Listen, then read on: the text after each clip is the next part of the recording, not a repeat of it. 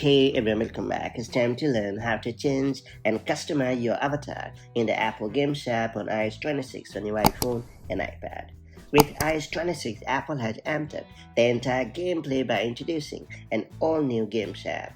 What I really like about this app is the ability to change and customize your game's avatar to your heart's liking. So whether you want to stand out on the leaderboards or just reflect your unique style, updating your avatar is a fun way to express yourself in the gaming community.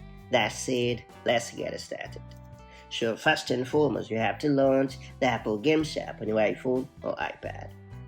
And then you have to tap your profile located at the top right. After that, you have to tap on the Edit Profile option. And then you have to tap on the Paint button below your current avatar. Now you can choose the design emoji as your game's profile or set up a matching monogram to amp up the look and feel of your profile.